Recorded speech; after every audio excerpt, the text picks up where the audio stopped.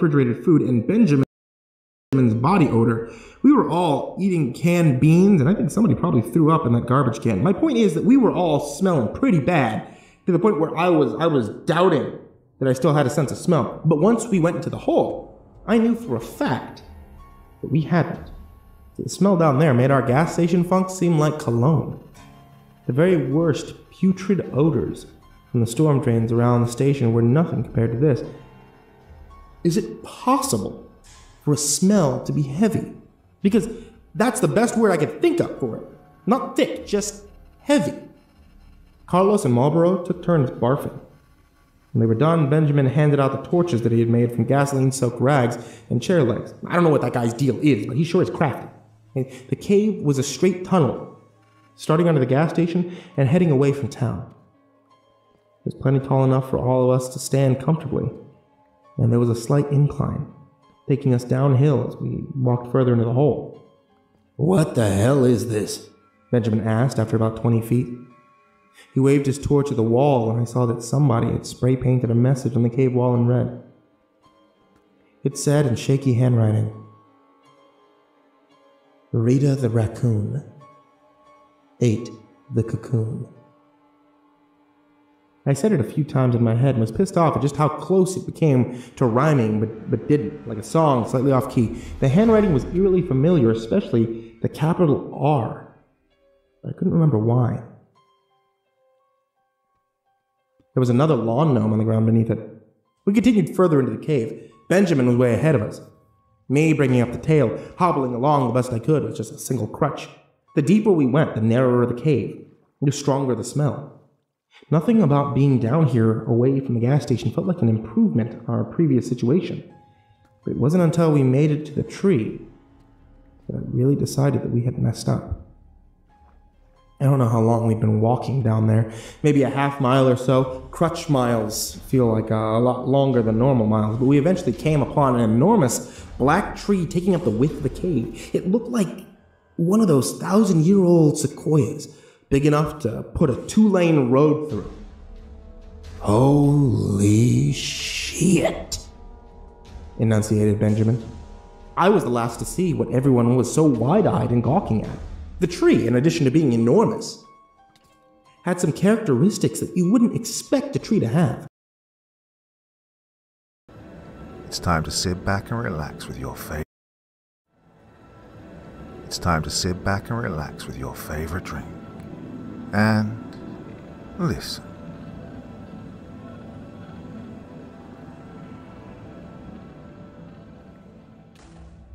Well, my dear friends, a slight change of plan for this evening because, well, I was out collecting firewood today and I got stung by something really nasty in several places on my body. I'm fine, don't worry about me. Painful as hell when it happened, but recovering now. But it did kind of put paid to me recording anything new for this evening. So, bit of a compromise. Now, a couple of weeks ago I did a featured author section, and it went down really well with you. Some delightful stories around the campfire, so I'm going to do that once again. Now, this is kind of in preparation for me featuring one of Caleb Sleeger, tonight's featured authors. One of his stories coming up very soon, the continuation of the wonderful Reverse Vampire series, which I've been remiss in getting to you for way too long, but it's coming soon. So, 3 of his older stories, which have featured here on the channel before, but these are remixed, revitalized, and presented here around the wonderful sounds of the crackling campfire in the middle of a stormy evening. So, my dear friends, it's Sunday. Time to relax with The Good Die Badly. Oh, I hate this case. I hate it with every fiber of my being. I thought it was done and buried. Now I'm back here at the crime scene, waiting in my car for the alcohol and Vicodin to kick in, sending a goodbye text to my wife and grown child. I look into the dark shadows of the abandoned building, and I know in my deepest heart of hearts, I'm gonna die in there. Once I feel the joints stop hurting, my chest stop burning, and my vision blurs at the edges, I step out into the street. The rusty doors on my old Buick squeal in protest. The old abandoned St. Emily's, Been abandoned for 10 years now.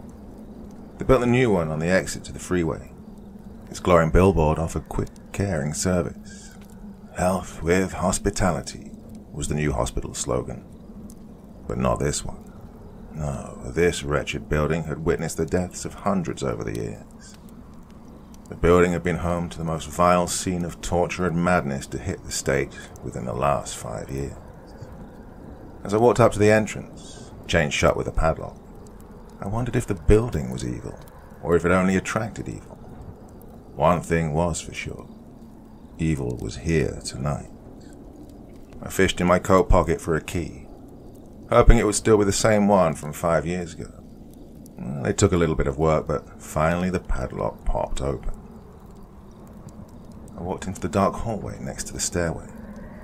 This entrance used to be an entrance for employees only, but I knew it well, and I knew I had to get to the 8th floor. As I climbed the stairs, my mind raced back to 5 years ago. I just started my PI business back then. It was my first big case after my early retirement. My old partner threw me the lead. 4 girls had gone missing in the city within the last 4 months. The last girl was 19-year-old Vivian Straub. Disappeared after taking a night class at the local community college. The case was closed when Major Crimes caught the suspected murderer. A human stain named Jeremy Whitmore. Jeremy was caught after he tried to abduct another woman. This woman pepper sprayed him and stabbed him through the cheek with her car keys. Good for her. Jeremy was tracked down the next day and dogpiled by SWAT. In his interrogation, he admitted to the abductions of the girls. 20 of them. Yep, that's right. 20. There's no way he did all of that. He was literally borderline retarded, and 3 of the 4 girls were taken within walking distance of his apartment. He preyed off the college down the road, but not the college Vivian was taken from. She was taken from a college 40 minutes away. It wouldn't be the first time a serial killer exaggerated their numbers. Once they realized the jig was up, they wanted Charlie Manson fame. He claimed to have murdered a girl every night, would start ranting and preaching when pushed on the details and logistic of his kills. The mayor's office put a lot of pressure on the PD to close the case. Jeremy was slowly giving out details on where he hid the bodies. He'd eventually get to Vivian, right? Well, my former partner Rob called bullshit on this. He said he was in the interrogation room with a dipshit Fed, asking questions. Rob said the Fed led Jeremy in the questioning to connect him to Vivian. Of course, Jeremy knew of the college Vivian was taken from. He'd lived in the town all his life. But that's not the worst of it. There was a voicemail from the night Vivian disappeared. She'd called her brother, who was at home waiting on her. She said she was walking to her car and wanted him to stay on the phone with her until she made it. She'd said they were following her. She then screamed, "Adam, David, Ed," before the call cut out. You see, Vivian's uncle was a cop back in the day. Adam David Edward is police alphabet for A-D-E. Vivian was reading off a license plate, just like her cop uncle taught her, before somebody grabbed her. Now, Jeremy didn't have a car, didn't even have a license. He was an idiot that killed in his own backyard, so needless to say, Vivian's family didn't believe Jeremy was her killer. And there was hope she was still alive. Vivian's uncle wanted to come out of retirement and start knocking down doors looking for her in my city. Of course, Rob caught wind of this and talked him down. He pointed the uncle in my direction, and I took the job at a deep discount. They could pay me in full if I found the girl in one piece. She'd been gone for 4 days. I had to work fast. My first stop was the college she went missing from. The useless campus cops were no help to Rob in his investigation, so I talked with the student safety patrol that were the real eyes and ears. A nervous Indian student told me he and his co-workers had been getting more and more calls to escort girls through the parking lot at night. He told me they had called Campus PD on a beat-up suburban idling across the street at a closed McDonald's. He told me they'd called Campus PD on a beat-up suburban idling across the street at the closed McDonald's. He even saw it 2 nights ago. Well, Campus PD told Safety Patrol it wasn't against the law to sit in the parking lot at a McDonald's. And technically, the McDonald's wasn't even in their jurisdiction. God, useless. Well, I had no further lead. I doubted the Mickey D's had cameras, so I did what all great PIs do. I went on a stakeout of the campus parking lot. My Indian friend agreed to keep it a secret when I showed him my credentials and slipped him 100 for 2 nights. As I sat in my darked-out car with the engine off and windows cracked, I fought boredom and the urge not to drink my soda. Too much would make me need to piss and blow my cover. Maybe another 20 and Avi would let me sneak into a building to handle my business. Now, I'm not a dirty old man, but I can admire a gorgeous woman when I see one. Also, I was trying to think like the bad guys, so when a curvy redhead parked at the back of the parking lot nearest to the McDonald's across the street, I perked up. I was parked a few rows in front of her, using my rearview mirror to spy on her, and I got a better look as she walked by me towards campus. She was on her phone and distracted, hands full of books and a purse and keychain. She'd driven a little CRV with manual locks. Walking fast and not aware of her surroundings, she passed right by me and never saw me sitting low in my car. Jackpot, I thought. She was easy prey. I hoped her class wasn't too long. If anything, I could watch her and make sure she made it to her car safely when it was over. But that's when I saw movement by her car.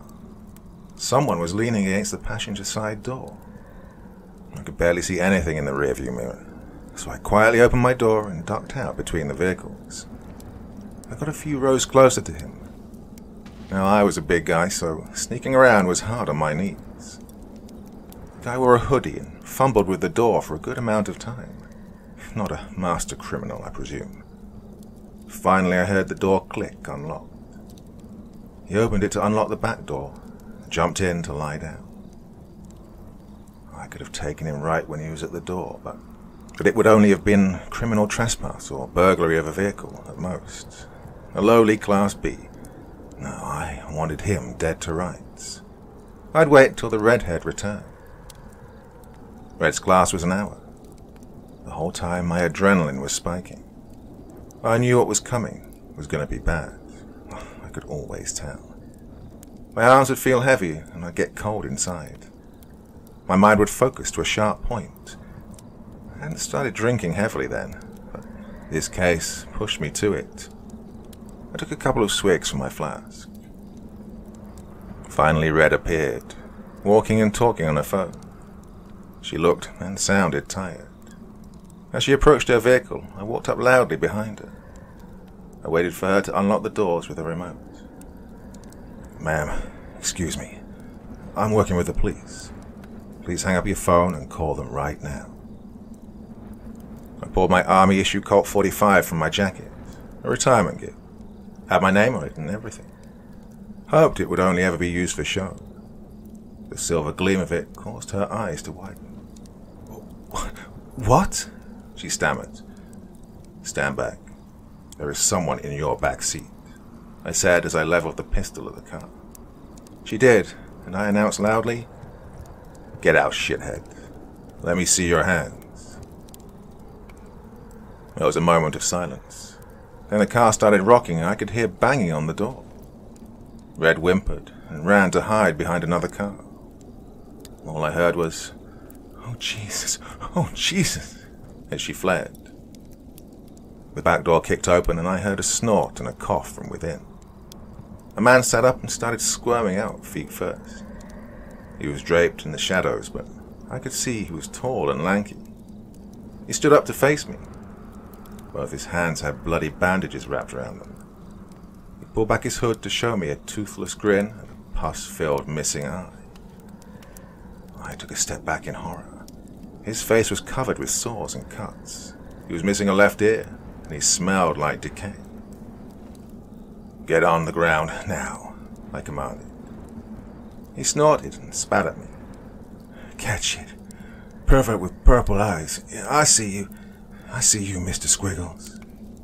I knew this was meth speak, so I reiterated my position. "I'm not a cop, brother. I will stack this clip in your face and claim self-defense." And he lunged at me. He almost fell to the ground by tripping over himself. My shot rang out and busted the window behind him. He shot back up and grabbed a hold of my weapon with both hands. We both wrestled over it. One of us must have hit the button to eject the mag. It clattered across the floor. Damn, only one round in the chamber now, and he had crazy meth strength. "The Lord does not die tonight, Squiggles," he screamed at me with his rancid hot breath. He was going to kill my out-of-shape ass with my own gun. I anchored the gun towards the ground and fired the last shot to ricochet across the asphalt. The slide rocked back to show it was empty. I then released our fight over it. The idiot pointed the obviously empty gun in my face and tried to shoot me, and I slammed the meth head with a heavy right hook. He flew back to crack his head against the driver's side window. Then I huffed over to him and flipped him on his stomach and sat my fat ass on his ass. He was okay. He was screaming obscenities and made-up Bible verses at me when Campus PD arrived, all rolling up like super cops, screaming and pointing guns at me. They even put me in cuffs. Finally, Rob showed up with the real PD. Campus police asked for help when I mentioned it was connected to an ongoing city case. He had them take me out with a cuff, too. "Rob, this guy knows where Vivian is. Get me a lead and I'll get to her. I can cut through all the red tape," I stammered to him. "Whoa, slow up. Do you think this guy has a coherent thought in his head?" Rob asked as the campus cops threatened to tase him in the back seat of the patrol car if he didn't stop trying to kick out the windows. A mixture of slobber and blood smeared all over the glass from headbutting the window. "Get me a criminal history and background check. We for sure know he wasn't the brains of the operation. Maybe I can find an accomplice," I answered. Rob shook the idea around in his head. "Sounds good. You always were a crap magnet on my ship. Let's hope it helps you find these turds." "All right," I said. "Keep me in the loop. I'm gonna run home and wash his stink off me." I turned to leave. Rob coughed. You forgetting something?" he said, pointing his finger at my gun. "You discharged 2 rounds at the scene of an attempted kidnapping." I slumped my shoulders and leaned in close. "Come on, Rob. It's not your case. These guys overlooked taking it from me. Well, besides, I may need it soon if you get me that hot tip." Rob gave me a look like a disapproving parent to his child, even though I had 4 years on him. "I don't know. I told Campus PD I'll be in tomorrow to give them a witness statement. I'll return it then." "All right, you better. Don't get one of these rookies in trouble by taking advantage of their lack of knowledge. We were once there too, remember?" Rob chastised. "All right, boss man. I'll play nice. Just run his background quick," I said, giving him a wave as I left. I'd gotten home and taken a shower. I tried to abstain from the drink, but my knees were barking and waiting around made me nervous. 5 tramadol and a shot of the good vodka I kept in my freezer made me right. Back in those days, I used the excuse that I needed it to be on top of my game to keep me alive in the field. So what if I was a little intoxicated? Being in pain was worse, right? My phone rang around midnight. It was Rob. "William Kinsmith, age 28. Used to be a janitor at the old St. Emily's. Been on the street since it closed. But it gets better. He owns a 94 model Suburban with license plate ADE 5076. This is our guy, or at least the driver of the vehicle used in the abduction," I said back, already grabbing my keys and coat. "Where do you need me? What's his address?" "We're executing a search warrant in the morning. I've already sent a uni by his house. No Suburban. I need you to check the hospital. We know he wasn't the brains, so he may be stashed off-site." Rob paused. "Oh, and he had keys. Tons of them on a big chain. Not enough for probable cause, but enough for reasonable freaking suspicion." I considered this carefully. It made sense. He may still have old keys to the place he used to work, and it would be hard to get a search warrant for an entire hospital without further evidence. I needed to get in there fast. Vivian was on a ticking clock. It's almost like old times working homicide with Rob again. When I pulled up on St. Emily's, it was almost 1 a.m. The 8-story tall block building loomed like a dark giant in the sky. It dominated the skyline over the short buildings around it. Most were relocated private practice doctors' offices and unused parking garages, so it was quiet and empty. I pulled up to the new chain-link fence and padlock. I snapped the padlock with some trusty bolt cutters, an essential tool for PIs. And I'd take the criminal trespass charge if it meant saving the girl. All the entrances were chained shut. I found a low window already partially shattered. I cleared the rest of the glass out with my giant mag light, and in I went into the administrative wing. I had no idea where to begin my search. Hopefully my bad luck would put me in the path of the bad guys, so I made my way to the stairwell. At least I could find a sign indicating what floor was what. Once I entered the dark stairwell, I did find a dusty map mounted on the wall. I brushed off the dust and lit it up with my light. If I was a bad guy, I'd take the victims somewhere they couldn't be heard and couldn't escape. A basement, maybe. Well, the hospital had 2 of them. My heart almost gave out as I heard a banshee scream echoing down the stairway from far above. The yell bounced off the walls, making it seem like a choir of copycats. I couldn't make it out to be male or female. It was just loud, shrill, and in a lot of pain. I guess the bad guys chose the top floor. I looked at the map to see the top floor was the pediatric wing. Great. What's the deal with sickos and children? As I made my way up the stairs, I took care to pace myself. What good would I be if I had no energy to face whoever was up there? As I reached the 6th floor, I turned on my light sporadically, not wanting to catch the attention of anybody that could be somewhere in the stairway with me. As my light revealed my ascent to the top, it also chronicled a descent into madness. The walls were now covered with your standard curse words, pentagrams, and phallic imagery. But more and more I was seeing a badly drawn stickman with 2 purple dots for eyes, over and over. Some of chalk, most drawn with runny spray paint by unsteady hands, but all had the telltale purple dots for eyes. By the time I was halfway between the 7th and 8th floor, the walls were covered with the wavy lines of the stickman. They stacked on top of each other like an army, or a silent crowd watching my climb. Another set of words ran together underneath the stickman in an uneven hand. Mr. Squiggles, Mr. Squiggles, Mr. Squiggles, over and over. He wants pain, he wants sweets, he wants pain, he wants meat. It rambled on and on, all over the stairs, the tops and bottoms, hard to reach angles. I kept my light off as I reached the platform for the 8th floor. Moonlight poured in from the windows and the orange flicker of propane lanterns dotted further down the hallway. I slowly made my way down the hallway. I had to make my way past too many open doors as I approached the nurse's station.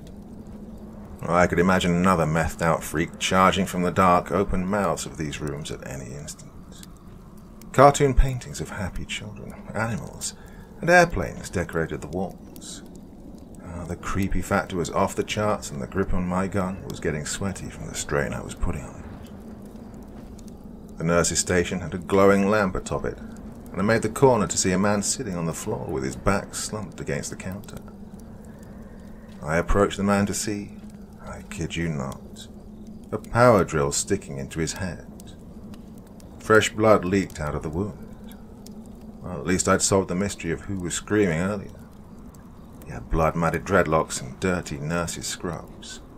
Both his ears were missing, fingers too. I'd seen this before with Meth Head Will in the parking lot. He had a lanyard around his neck. As I bent down to retrieve it, his eyes popped open and he grabbed my hand. "Who are you?"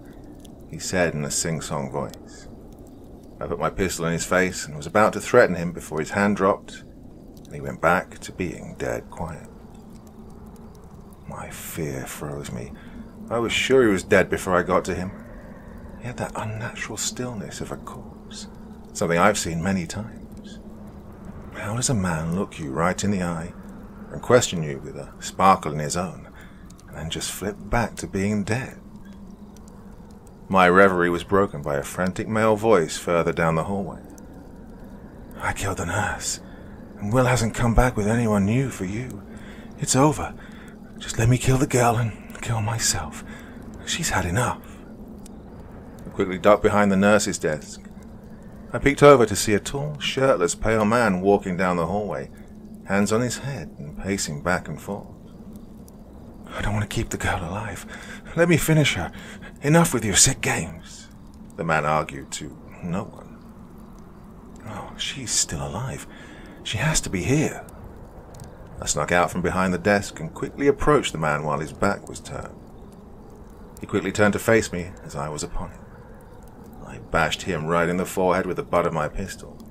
He dropped to his knees and I held him tight by the neck. Where's the girl? I screamed. Now facing me, I got a good look at his ugly mug. His eyes were bloodshot and infected from tiny cuts under his eyes. His cheek on the right side of his mouth was hanging off like a piece of ham, showing a skeletal smile underneath. If they did this to themselves, then what did they do to the girl? I pushed the barrel of the gun in his cheek wound. He screamed and I screamed back. Vivian Straub, where the hell is she? I'll pick you apart until you answer me. I fired off 2 shots above him and placed the hot barrel on his temple. This made the tweaker mad. With an unnatural strength, he stood up and picked me up by the throat with one arm. His offhand slapped my pistol out of my hand to crash somewhere behind me. My back was slammed against the corner of the high counter of the desk, and the disfigured man leaned in to look at me. I struggled to push him off, to no effect. He pulled a rusty scalpel out of his pocket and began inching it closer and closer to my eye, a half smile forming on the undamaged side of his face. The scalpel was only an inch away from my eye before he blinked at me and stopped. He released my neck to grab the chain from around it, pulling out my shiny PI badge. Are you a cop? He asked in a small voice, holding the badge out like a pendulum before his eyes. Yes, for years. Backup is coming. You should run while you can, I persuaded. He looked back at me. I was a cop once, deputy, he said sadly before letting out a growl and gritting his teeth, like he was fighting something. Room 824, he blurted out at me before running the scalpel across his neck, blood gushing quickly.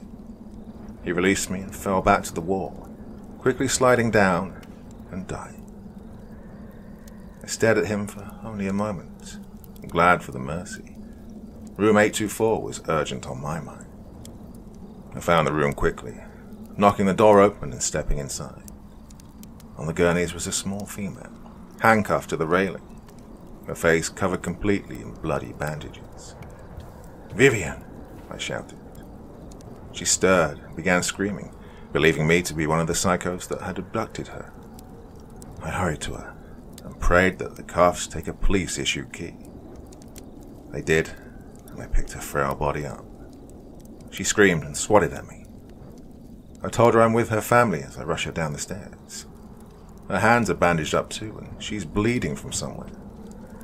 Got her outside, about to have a heart attack, as I fumbled to call 911.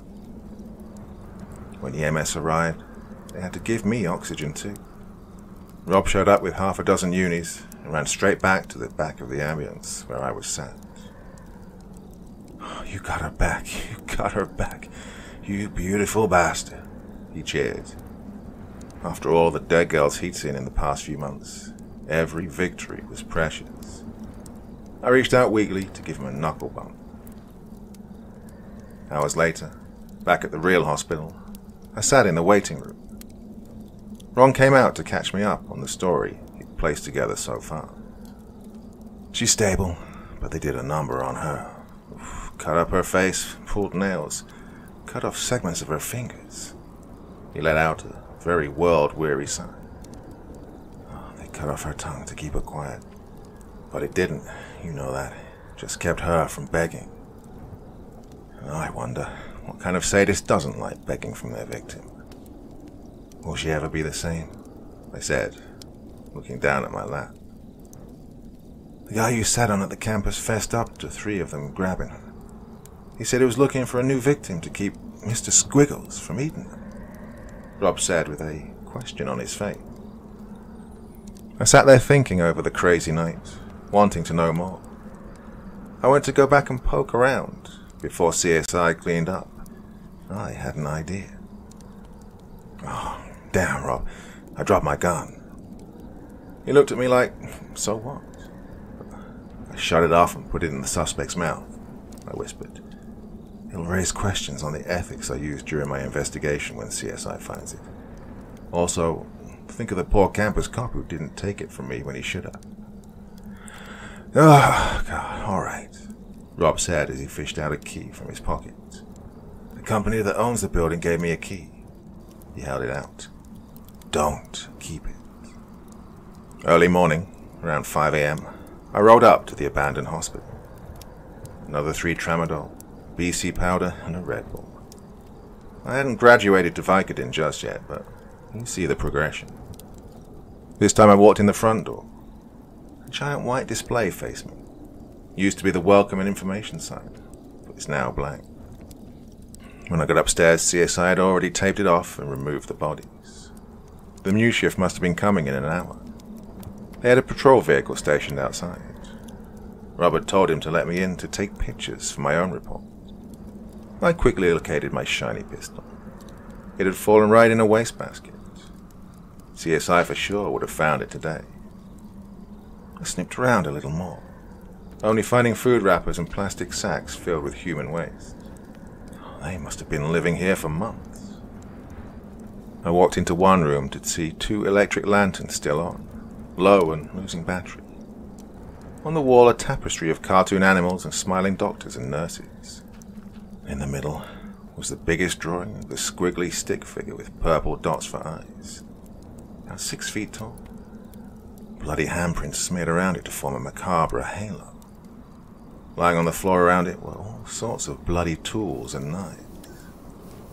I saw a Bible with a bloody knife through it, its pages stuck together with something awful. As I bent down to look at it, I saw a motion in the corner of my eye, where the Squiggle Man stood. How do I describe it? It was like when a character in a video game glitches into an object, or spider convulsions its legs before it dies. Or like a spider convulses its legs before it dies. It was only for an instant, but the stickman spasmed and twitched violently. When my head jerked back up, it was still, back where it should have been. But I swear the 2 dots were further down on its head, looking down at me. This was enough for me. I'd been up for over 20 hours. I had all sorts of chemicals in my system, and I'd witnessed some traumatic crap that probably would give me nightmares for years. I needed to go home. I made the trek down the stairs and through the main lobby. I came to the front door and stopped to fish the key out of my pocket. And that's when I heard it. The voice that's haunted my dreams for the past 5 years. It was as if a professional voice actor was doing a Mickey Mouse impersonation, but more shrill and more filled with malevolence. Or the voice of the clown from the new Stephen King movie, but with more pitch in a teasing sing-song voice. Who are you? I spun with my gun out. The voice pulled at something deep in my monkey brain. It told me I was in the presence of a predator. I saw nobody anywhere in the dark, but one thing did immediately catch my eye. On a giant white display was a large drawing of a squiggly stick figure with 2 purple eyes. It was around 5 feet tall and had one hand up, as if waving goodbye. Well, I got the hell out of there. I swore to myself I would never go back. Whatever was haunting this hospital was outside the all-seeing view of God. It felt cold and evil. I just somehow knew. But now, 5 years later, almost to the day, I'm back. And I know what's up there, waving for me to come in. Like the wolf tempting Red Riding Hood to put her head in its mouth. It's waiting for me to finish what we started. Part 2. The events from 5 years ago were life-changing to me, and especially young Vivian. It took her weeks to recover physically, and she never quite recovered mentally. Those creeps had cut off segments of 4 of her fingers, 2 on each hand. They'd stabbed her in a non-fatal spot in the belly, and left it to get infected. They burned her body with cigarettes and used a blowtorch on her left foot. Worst of all, they had cut out her tongue.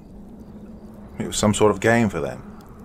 One of them, Julien Arnaud, used his knowledge as a nurse to keep her from dying. He also used drugs to keep her from passing from the pain, some sort of mixture of adrenaline and cocaine. Parking Lot Will had indeed been on the lookout for a new victim when I caught him. Another sacrifice for Mr. Squiggles, a thing they all worship vehemently. And last of all was Carter Regals. He was the ringleader of the group. Through investigation, I found out Carter used to work for the local PD back in the day. He started as a dispatcher before making the jump to patrol. Seems he was a deputy somewhere in East Texas before all of that. I found FTOs and officers that had worked with Carter. All reports say he was a good cop, but he was jumpy and refused to work night shift. He only made it 2 years before resigning for personal issues.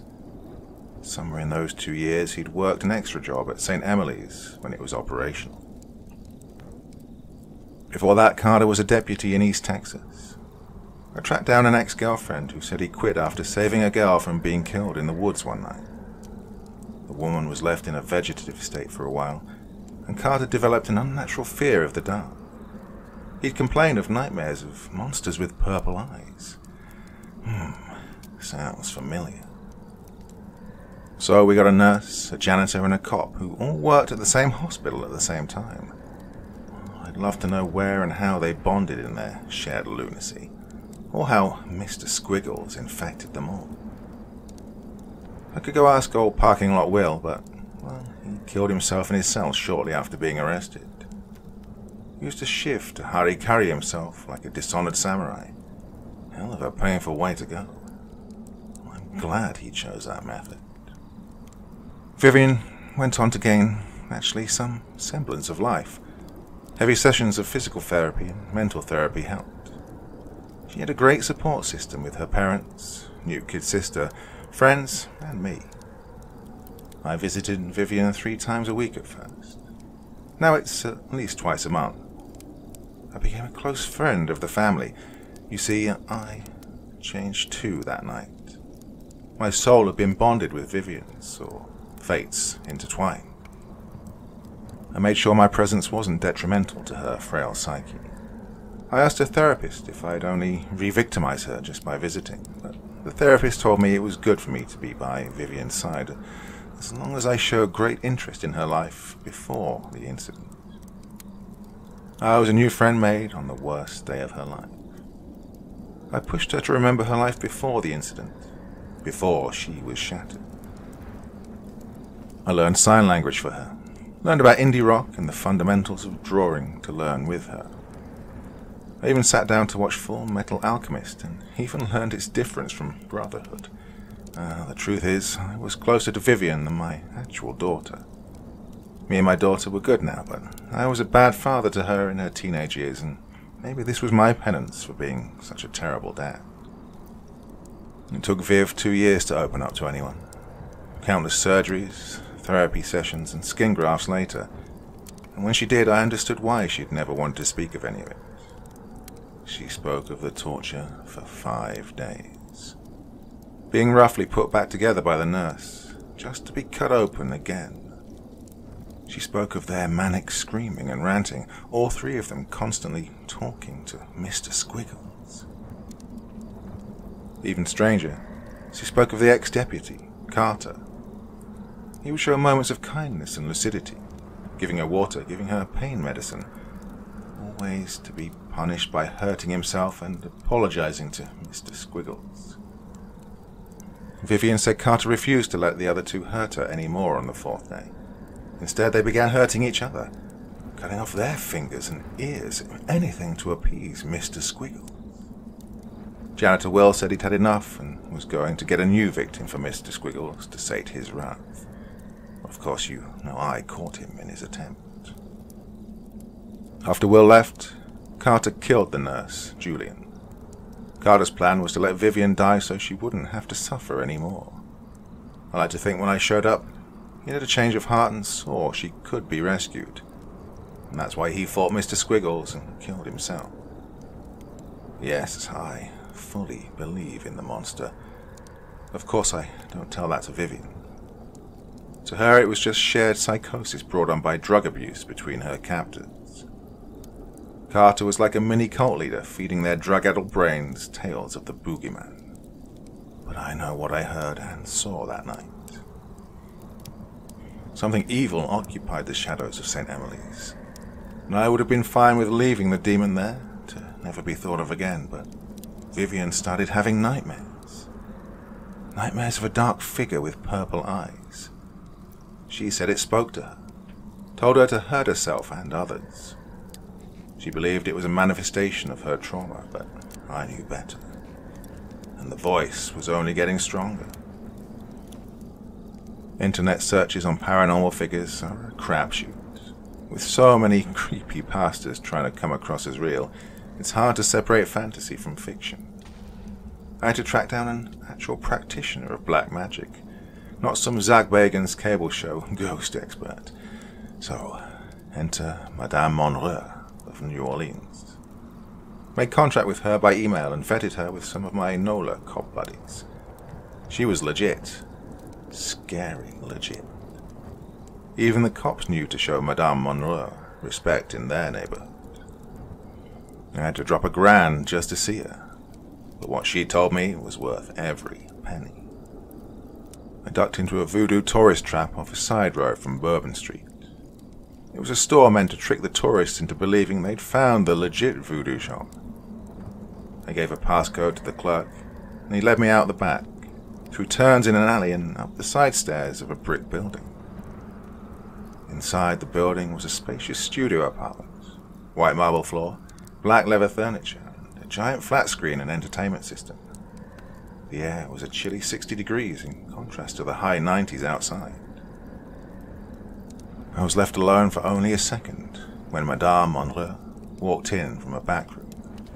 She was a statuesque black woman with a soft red velvet dress, many necklaces, and long shiny braid pulled back into a long ponytail to hang to her lower back.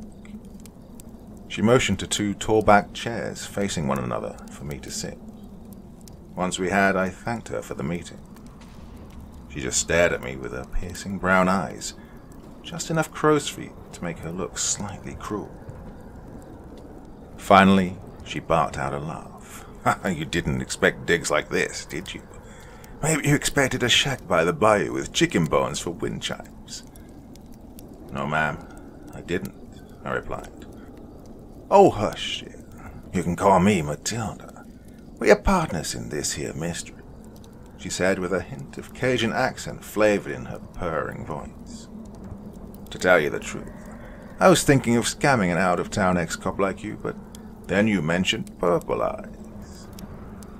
She pulled out a Swisser Sweet from a small handbag and lit it. Now we must work together. A strong scent of marijuana hit me. Oh, the good stuff. I laughed and said, I'm glad I've earned your attention. Also, my cop days are long behind me. I held out my hand to partake from her smoke. Matilda raised an eyebrow, amused. She handed me the joint and spoke. Yes, I see a lot of darkness in you now. But I also see a light that refuses to give up. What's her name? Matilda snapped in the air as if trying to conjure a memory. Your honey child. Ah, Vivian, that's it. Silky lines of smoke ran circles between us as I handed the joint back.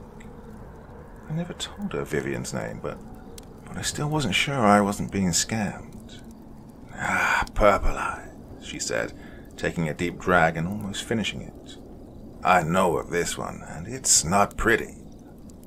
She dropped the butt on the white, immaculate floor and gave me a solemn stare. "The devil isn't in hell, you know. He roams to and fro, seeking who he may devour. He and his fallen angels will only be thrown to hell on the day of judgment." She tilted her head on a quizzical nature. "So if the devil isn't down there punishing sinners with a pitchfork, then who is, Shay?" "Purple Eyes," I stated as a half-question. "Yes, it is a thing of hell, a torturer, a weapon. It has no conscience or reasoning on why it does what it does. Its base drive is to punish, to inflict pain. It's as if a piece of hell itself exists on this material plane." "Oh, great. An uber demon," I smirked. I thought I'd just throw some holy water at it and be done with it. Matilda didn't share in my humor. Her stone-cold stare only hardened. The weed was doing nothing to lighten her mood. "It is a devourer of demons. It's a thing demons and angels fear. It's used as a warning to show angels what the price of disobedience will get them. Although created by God, it's not a thing of God. It is a thing made separate. A thing unseen by his all-seeing eye." "So, how do I stop it, or exercise, or whatever? It's still hurting Vivian. It's changing her." I spoke with exasperation. This was all too much. Somehow I knew what Matilda was saying was gospel. I'd felt as much when I was in the hospital that night. My family tells me a story about Purple Eyes. A story even legend among beings of the higher and lower planes. A brash, arrogant angel summoned Purple Eyes from the depths to take revenge on a traitorous demon. To take the demon to hell before the day of judgment. But Purple Eyes has no master, and does not recognize the difference between angel and demon. It only knows to punish. So it absorbed the arrogant angel and went on to absorb many other spiritual entities. "So, it can eat ghosts," I said, trying to keep my mind open. If she was making it up, then she was a great storyteller. "It is a prison for all things spiritual. It takes on the traits and knowledge of those it absorbs," Matilda warned. "It is most attracted to innocence and free will sacrifice. Those things are non-existent in the void of hell." Well, I left Madame Monroe's another 3 grand lighter. She swore to me she'd find a weakness or spell to use against the torture of hell. I would have gladly dropped more money if it increased my chance of saving Vivian by the smallest chance. When Vivian was fallen deeper into its thrall. On one of my frequent visits, I was sitting across from her drawing in my pad, while she drew in hers, while listening to Death Cab for Cutie. She tapped her pad with a pencil to get my attention to look up. She held up her picture. I let out a verbal groan. I told her not to dwell on her nightmares to a psychiatrist, but she only shared them with me. It was another beautifully drawn picture of something terrible, depicted in her slightly anime-inspired caricature of a horrible event with Purple Eyes as the main focus. This one showed a small boy with a bald head, eyes closed and crying, as a black shadow loomed over him, its purple eyes blazing. "Why do you show me these?" I sighed to her. Her beautiful face was sullen. The plastic surgeon had done wonders on her, but you could still see shallow veins of scarring. "It won't stop bugging me till I show you," she sighed back. "I think it wants you to know." "Look, you can't listen to it, Vivian," I said aloud, causing birds feeding in the backyard to take flight. We were sitting on the back porch of her parents' house during a beautiful sunny day. Now all that was ruined. Vivian gave me a dour look and sighed indignantly. "It's part of my process. Look, it's part of my recovery." But I knew it wasn't. She believed Purple Eyes is a figment of the angst and torment on her mind, but I knew the truth. Her first pictures were of a human figure of pure light with brilliant magenta-colored eyes being swallowed by a wave of darkness. The angel from the legend. The angel of light had an expression of pure agony on its face. Then she drew a follow-up picture of the shadow, now formed like a man with its signature purple eyes. Then there were the pictures of her kidnappers.